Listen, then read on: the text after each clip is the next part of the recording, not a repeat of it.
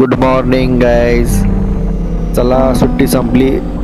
गावची मजा, आपली माणसं सगळे मागे ठेवून आता पुन्हा सिटीच्या दुनियेत जायची वेळ आली. गाव सोडताना कायम हृदयाच्या एक वेगळीच गोड आठवण राहते. गावचे रस्ते परत वळणाच्या वाटेवर चाललेत. गाव सोडून जसं जसं पुढे जातोय तसं तसं मनामध्ये एक शांतता कमी होत चालली. पण हाच प्रवास जीवनाचा आहे. कुठेतरी थांबावं लागतं, कुठेतरी परत जावं लागतं. पण हा रस्ता प्रवास नाही, हा एक आठवणीचा एक पूल आहे. गाव ते शहराचा प्रवास हा एक महिन्यातून असतो. कोण कोण वर्षांनी जातं. आपण सणामध्ये जास्त करून जातो. सुट्टी संपली पण आठवणी संपत नाही, त्या कायम सोबत राहतात. आता परत काम, धावपळ, सिटी लाईफ सुरू होईल, पण गाव नेहमी हृदयाच्या एका कोपऱ्यामध्ये कायम बसलेलं असतं. गावातला प्रत्येक दिवस सोन्यासारखा गेलाय. गाव सोडताना कायम मनात भारी भावना दाटून येतात. हे रस्ते, हे झाड, प्रत्येक ठिकाण आठवणींनी भरलेलं आहे. बालपण, गमती जमती, सण उत्सव सगळे इथे जिवंत होतात. आज या सगळ्या आठवणी मागे ठेवून जातोय. दोन्ही बाजूला हिरवाई, पीक आणि डोंगर हेच कर आपल्या महाराष्ट्राचे सौंदर्य आहे. हे दृश्य नेहमी मनाला शांत देतात. या वाटेतलं दृश्य डोळ्यांना आणि मनाला ताजेतवानं करतात.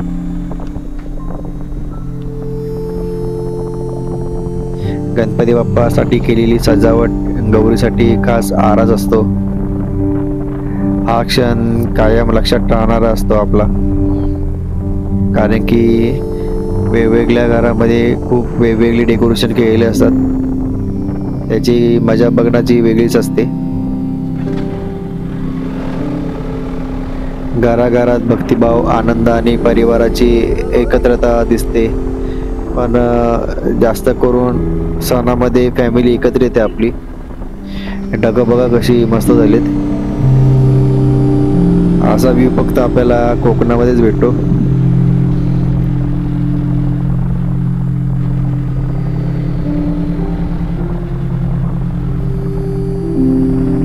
माझ्या मागच्या ब्लॉगमध्ये बघितलं असेल गौरी कसे आणतात आणि गौरी पूजन कसे केले जाते. गौरी पूजन म्हणजे एक सौभाग्याचं प्रतीकच आहे. घरातील महिला खास पूजा करतात, गाणी म्हणतात आणि संपूर्ण वातावरण मंगलमय करतात. जास्त करून रात्री जागरण असते. त्या जागरणामध्ये कोण नाचतं, कोण फुगडी खेळतं, असे वेगवेगळे प्रकारचे खेळ खेळले जातात. तुमची रात्र कशी निघून जाईल हे त्या दिवशी कळणारच नाही.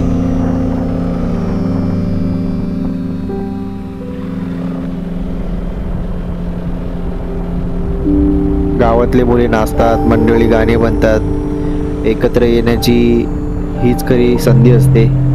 सण फक्त पूजा नाही, तर आनंद आणि आपुलकीचा वाटण्याचं एक कारण असतो. सण म्हटलं की जेवण खास असतं. पुरणपोळी तर कोणाच्या घरी, श्रीखंड, चपाती, पुरी आणि मेन करून मोदक तर असतो. या चवीचा सणाशी खरी एक मजाच असते.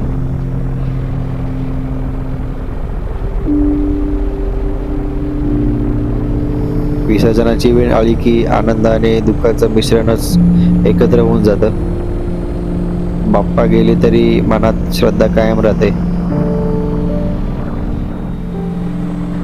तो क्षण खूप भावनिक असतो. डोळ्यातलं पाणी येतं, पण मनात आशा असते पुढच्या वर्षी लवकर या. हा निरोप नाही, ही पुढच्या भेटीची वाट पाहणारी प्रार्थना असते. तर हे दिवस, गणपती आणि गौरीचे आगमन, पूजा आणि विसर्जन, यात माझे दिवस कसे निघून गेले कळलंच नाही. पुढच्या वर्षी पुन्हा बाप्पा येतील, तेवढंच मनात भक्तीची ज्योत कायम ठेवूया. गावातील सणाची मजा वेगळीच असते. प्रत्येक जण सहभागी होतो, म्हणून सणामध्ये गावी गेलंच पाहिजे आणि तुम्ही जात जावा.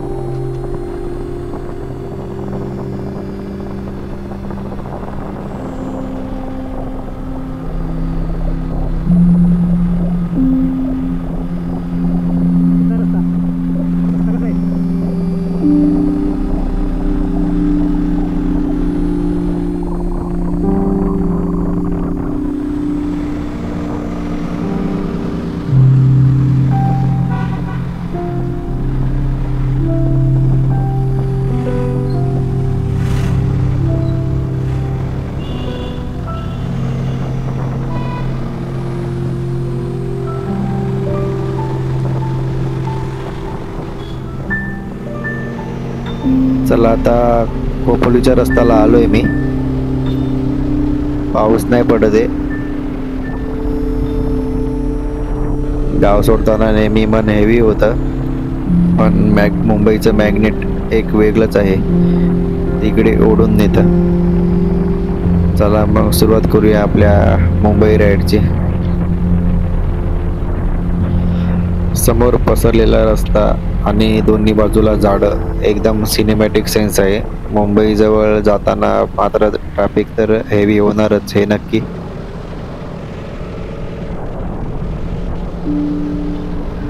आज पाऊस नाही पडल्यामुळे आपल्याला मस्तपैकी व्हिडिओ कॅप्चर झालेत. एकदम आभाळ आपल्याला निळं निळं दिसते.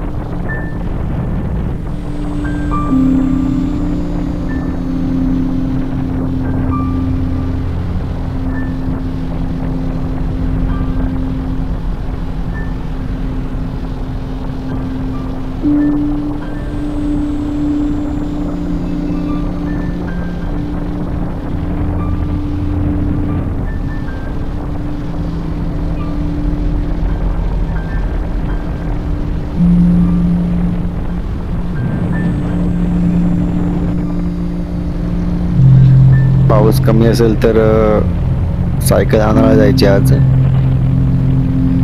बघतो आज भेटला टाइम तर जातो.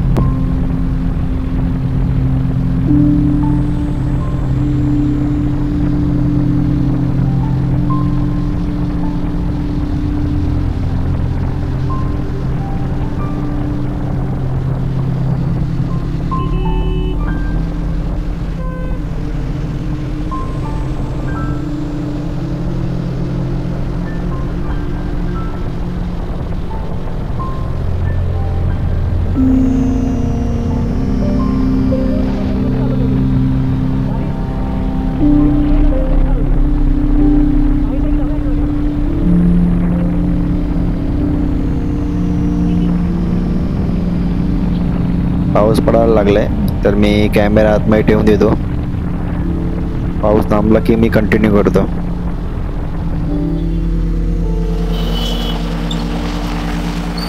इथे पाऊस नाही पडलाय तर जरा मी सायकल बघून घेतो आणि आवडली तर घेऊन टाकतो.